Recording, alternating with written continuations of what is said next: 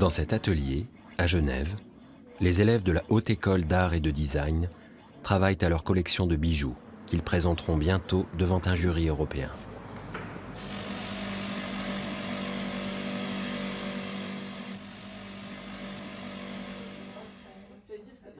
À partir d'une réflexion sur l'usage du bijou dans le monde d'aujourd'hui, cette école permet d'acquérir les techniques traditionnelles de la bijouterie, mais surtout d'expérimenter des matériaux inexploités au contact de créateurs reconnus.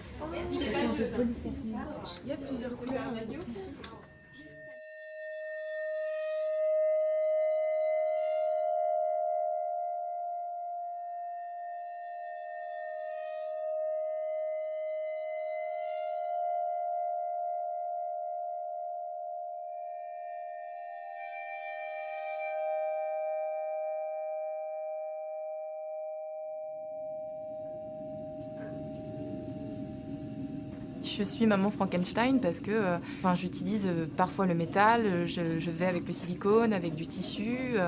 Ouais, je prends plein de morceaux différents et je les assemble en fait, c'est un peu ça.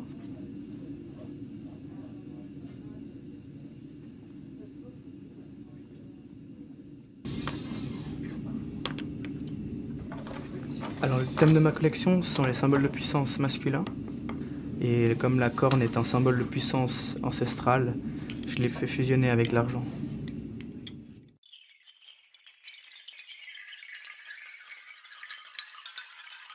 Au cours de leurs années d'études, ces élèves développent des axes de recherche personnels dans des domaines aussi éclectiques que la bijouterie industrielle, le design de montres ou le bijou d'auteur.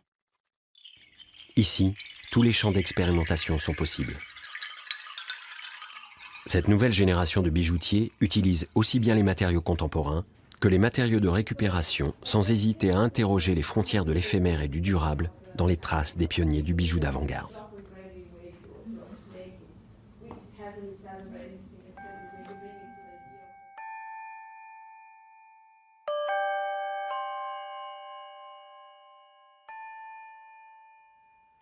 Paradis sur Terre.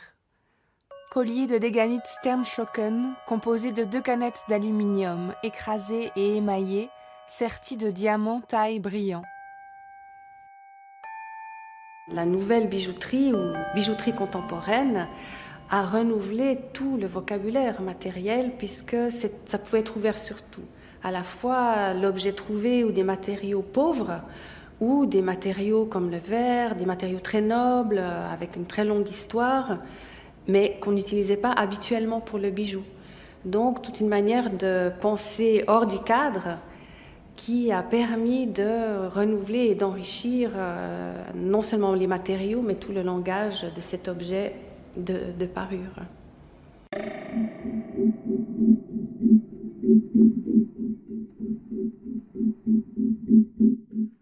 Wheel One, 2006. Collier en caoutchouc et argent de Noémie Doge, fabriqué avec des chambres à air.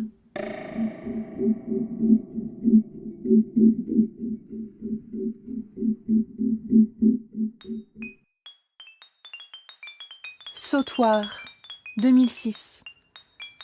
Collier en cellophane de Julie Huzel, fabriqué en enroulant sur lui-même du film étirable, utilisé pour emballer les aliments.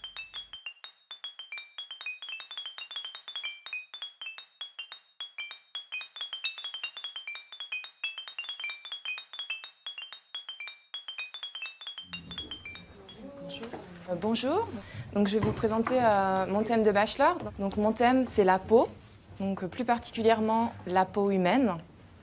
Donc pourquoi la peau ? Ce qu'il y a vraiment d'intéressant, je trouve, dans la peau humaine, c'est que finalement on a tous une peau et qu'elles sont toutes uniques.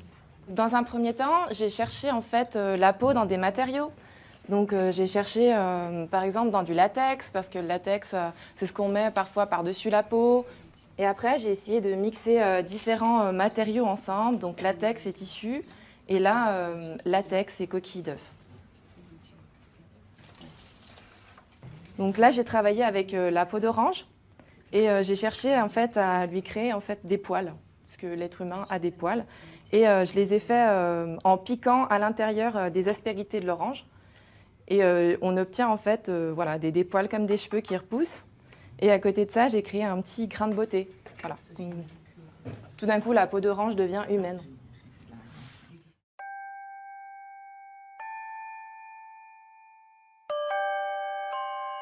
Je ne crée pas un monstre, mais je crée un bijou. Peut-être créer un humain, ce serait super.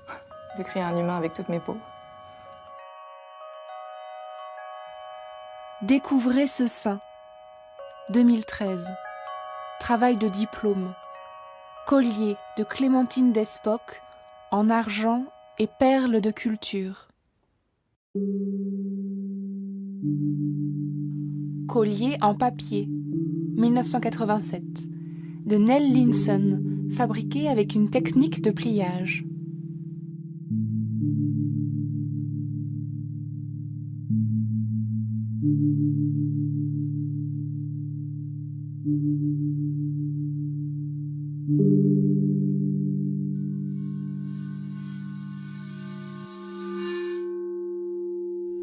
Bracelet de Fabrice Schaeffer, 2013. Titane et péridot.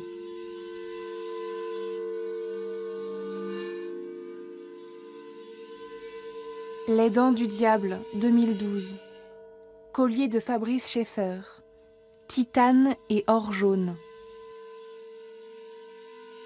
Je suis devenu bijoutier par intérêt pour le métal, en passant d'abord par la mécanique. J'ai fait une formation de mécanicien et ensuite j'ai intégré une école de design. Bagues multiples en limaille de fer et or jaune. 2005. Je suis vraiment dans le processus de faire évoluer un matériau en partant d'un matériau brut pour en faire un matériau précieux ou transformé en tout cas. Et c'est ce processus qui engendre des formes et qui engendre des idées qui est le fil conducteur de mes recherches jusqu'à maintenant. Fleur bleue, 2012.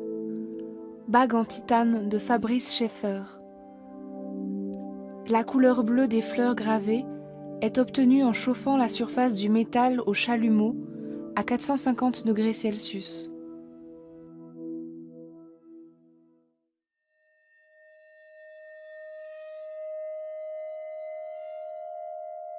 Rouille triple, 2005. Bague de Philippe Sayette, constituée de 3 rondelles de métal rouillé, trouvées chacune à 2 années d'intervalle. Ces rondelles s'emboîtent naturellement et parfaitement sans que le créateur n'ait eu à en modifier la dimension. Elles sont montées sur or jaune. Philippe Sayette s'intéresse à la rouille depuis les années 80. Il est parmi les premiers à introduire du métal rouillé dans la composition de ses bijoux.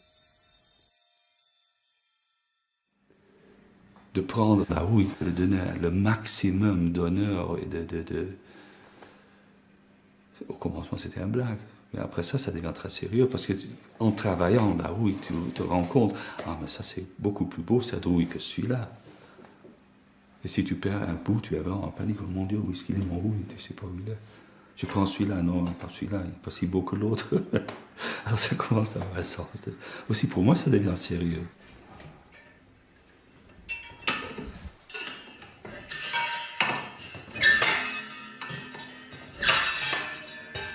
On t'entend le son, hein, il est très haut, hein, le son. Alors le métal, c'est très dur. On doit le réchauffer maintenant.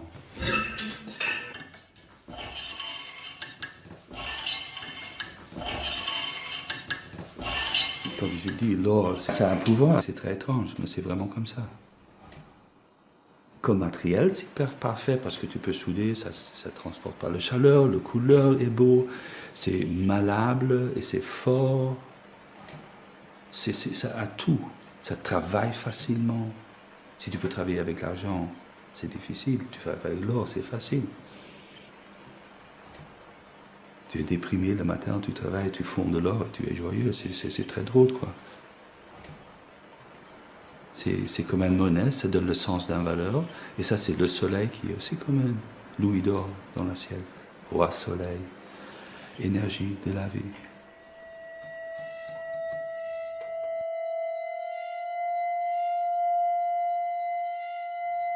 Grande bague rouillée, 2005. Or jaune et métal rouillé.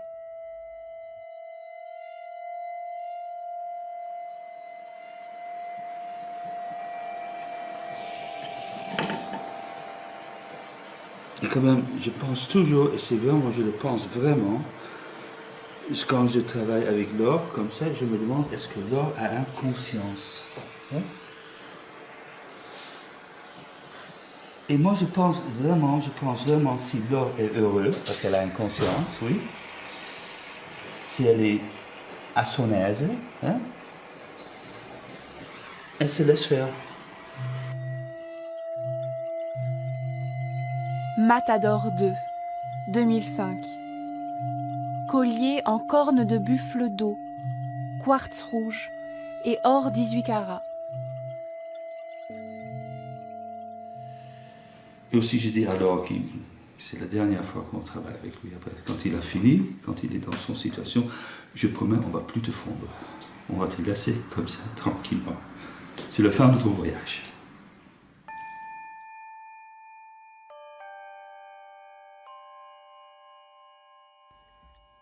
Bague double, 2005. Bijoux pour la main en or et ébène d'Esther Brinkmann. Le coffret de ce bijou créé aussi par l'artiste est fabriqué en bois d'ébène, comme l'anneau qui se trouve à l'intérieur de la bague.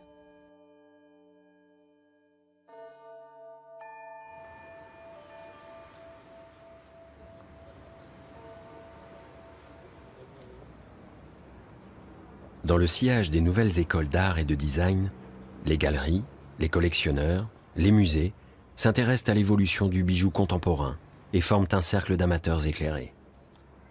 Le musée de design et d'art appliqué contemporain de Lausanne rassemble 2 collections de plus de 200 bijoux. Dans la préciosité, dans la question où se niche le précieux dans le bijou contemporain, il y a justement cette notion de transcendance des matériaux. Prendre un matériau qui est peut-être pas très intéressant au départ, et en faire autre chose. Et là, je vous invite à venir regarder ce magnifique collier rose.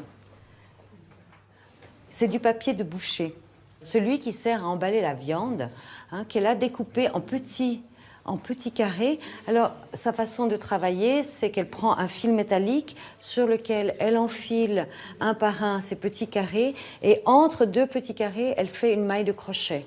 Et elle crée ainsi ces grands cols. Mais là aussi, elle donne des titres à ses colliers, et ces titres sont souvent des clés de lecture.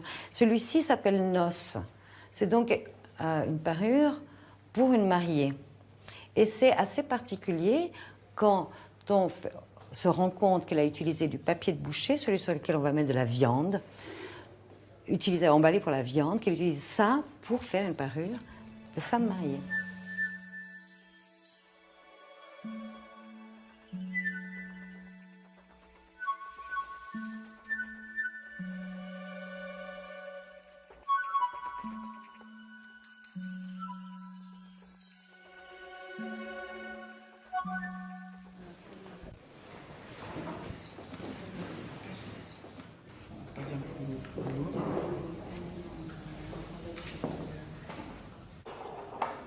Tout d'abord, j'ai fait ce collier, en fait, où j'ai coupé des maillons de corne et j'ai rajouté un maillon en argent pour le faire ressortir. Et pour faire ça, je me suis inspiré de la chaîne en or que beaucoup d'hommes ont aujourd'hui et de la cotte de maille. C'est pour ça que les maillons en bas sont entremêlés.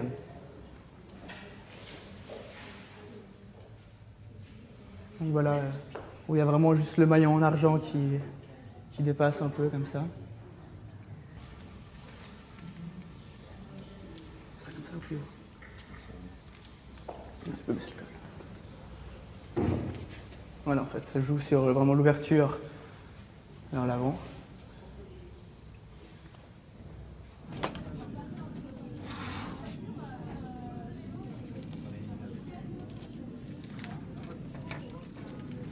Celle-ci, c'est C'est un collier grain de beauté, donc j'ai créé des grains de beauté avec des gouttes de cire, et ensuite j'ai fait de la fonte au sable. On a sur les petits points, on a des aspérités aussi qu'on peut avoir aussi dans les grains de beauté qui sont pas toujours tout lisses. Et puis l'idée, c'est vraiment de faire une sorte de constellation. C'est comme si on avait relié tous nos grains de beauté avec un feutre, comme quand on est petit. On essaie de voir si ça fait une forme, et puis là, en fait, ça crée un bijou, quoi. J'ai travaillé avec du laiton et là de la fibre optique. Du coup, ça reste transparent, c'est visible et en même temps, ça se maintient. Donc voilà, ça c'est le collier qui est du coup porté de dos. Et puis du coup, il y a vraiment, il y a ces grains de beauté à elle. Puis là, j'aime bien parce que ça remonte du coup de chaque côté.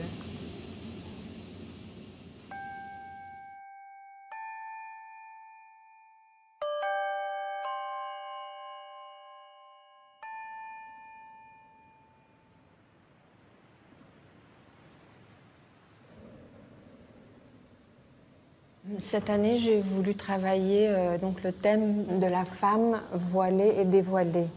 Qu'est-ce qu'on montre et qu'est-ce qu'on cache suivant d'où on vient. Et moi, je suis d'origine moyen-orientale et c'est quelque chose un sujet qui me touche. Et donc, à force de tourner autour du pot, j'ai fini par faire un cache-sexe qui est devenu un cache-visage parce que pour parler du voile islamique, où on ne montre pas le regard, on ne montre pas le visage. Je voulais jouer avec ces deux aspects. Pourquoi la céramique? Parce que vous pouvez peut-être sortir du corps et pas simplement rester sur le corps. J'ai pensé recouvrir avec des formes rondes qui auront la couleur de la chair, de la peau, un peu pour rappeler le fond de teint ou des choses très intimes de la femme. Mais c'est sûr que la polémique, elle va s'ouvrir. Ça, je pense que c'est incontournable.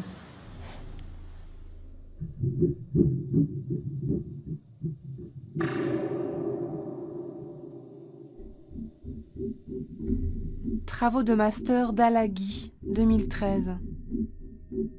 Objets bijoux en céramique, verre, métal, crin et cire. Quand un créateur fait un bijou, l'ergonomie n'est pas un des facteurs prépondérants dans sa conception et sa réalisation. C'est vrai qu'on touche à cette frontière délicate de est-ce que c'est du design, est-ce que c'est quand même encore un bijou, est-ce que ça rentre dans la catégorie de l'art. Donc oui, il y a une frontière pas toujours claire, mais ça part toujours de préoccupations autour de l'être humain. Et donc ça reste de l'ordre du bijou, mais effectivement qui ne sera pas toujours porté, mais qui racontera quelque chose sur le rapport de l'être humain à l'objet, par exemple.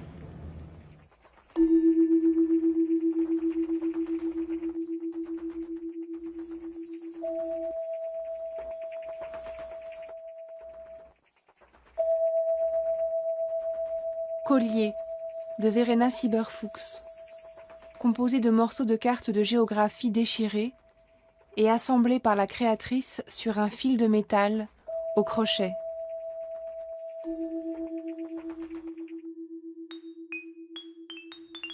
Collier de Carole Guinard, 1989, fabriqué en plaquettes de bois limba assemblées avec du fil de coton.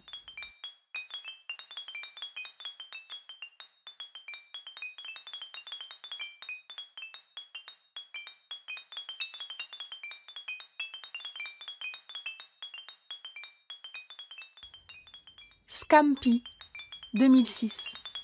Bracelet de David Bielander. Argent, cuivre et élastique.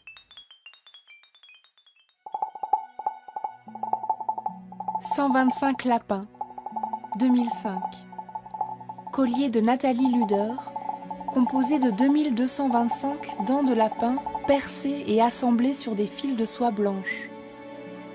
Il fait partie de la collection Le Festin de lièvre. Ce bijou constitue pour sa créatrice un réquisitoire contre la chasse.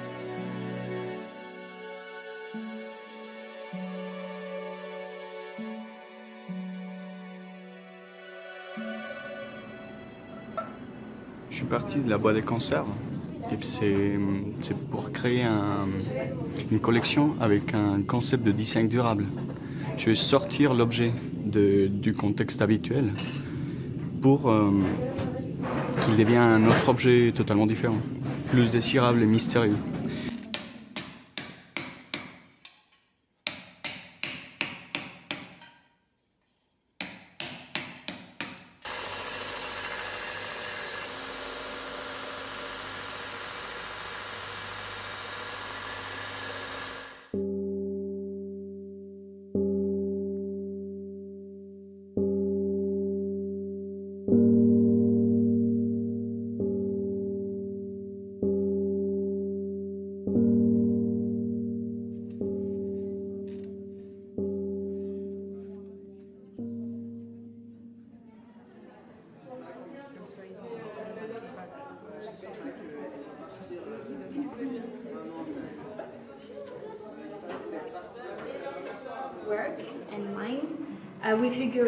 Nous avons imaginé une collection sur la nature et sur le processus de germination.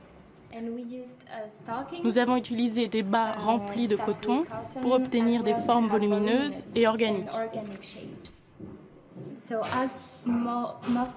La mousse et la moisissure peuvent paraître dégoûtantes et belles en même temps. Ce collier doit créer un sentiment de folie par l'association de ces formes étranges et de ces broderies délicates.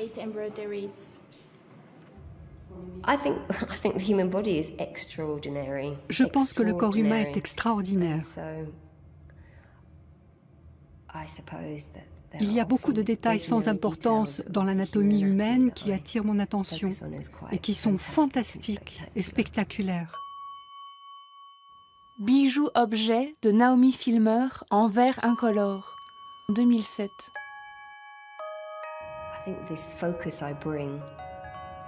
Je pense que cette mise en valeur que j'apporte à ces différents détails anatomiques fait du corps un spectacle. C'est important pour moi de choisir des matériaux dont les propriétés sont en accord avec mon projet. J'ai travaillé avec des matériaux éphémères, avec de la glace et du chocolat. Mais j'ai aussi travaillé le métal, le verre, plus récemment le cuir, comme si c'était une seconde peau. Je l'ai mise en relation avec le verre. J'aime le contraste entre les surfaces et les textures. Ice Up Right Hand, 1999. Bijoux éphémères en glace de Naomi Filmer. Comment je vois le bijou du futur, encore plus près de la peau.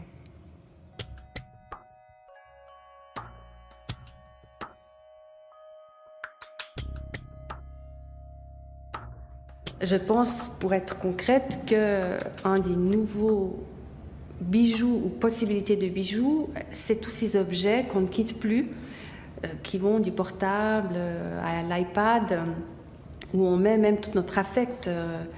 Il y a tous nos contacts, il y a tous nos messages qu'on aime bien qu'on garde, nos photos. Enfin, si on le perd, c'est une catastrophe, pas à cause de ce que ça a coûté, mais c'est à cause de tout ce qu'on a investi dans cet objet et qui le rend précieux.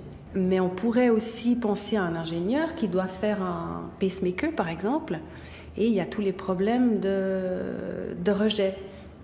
Donc c'est un objet qui, d'un certain côté, dans sa finesse, dans son raffinement, dans toutes les difficultés techniques, peut se rapprocher de la haute joaillerie. Et si on doit incorporer et prendre à cœur cet objet, on le fera d'autant mieux s'il nous plaît. Et en ce sens-là, peut-être qu'un pacemaker sur lequel on a aussi travaillé d'un point de vue esthétique et design, pour que quand le patient qui doit l'incorporer se sente attiré et séduit, peut-être que son corps le rejettera moins, parce que déjà du point de vue émotionnel et rationnel, le patient a envie d'incorporer cet objet parce qu'il lui plaît. Donc on pourrait extrapoler qu'il y a quelque chose de cette fonctionnalité du bijou dont je vous parlais, ou le fait que c'est un bel objet et qui nous rend beau, même à l'intérieur, a une très très grande importance. Toison d'or, 2013. Travail de diplôme de Clémentine Despoc. Plastron en silicone, argent doré, fil doré et coton. On peut vivre sans la bijouterie facilement. Mais si tu essayes d'imaginer la vie sans bijouterie, étrangement, ça ne marche pas. C'est une tragédie, quand même, quelque part. Ça fait pauvre, ça fait malheureux, ça te donne un sens de solitude. Je ne sais pas pourquoi. Tu essayes de voir tes parents, ta famille, tes amis, des choses comme ça, et tu enlèves les éléments de bijoux, de tout d'un coup, s'il y a quelque chose, il manque du sel dans le dîner, il y a quelque chose qui ne marche pas.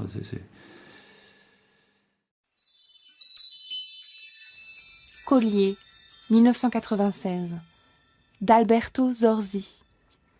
Disque en métal laqué, plié en deux et assemblé par des rivets.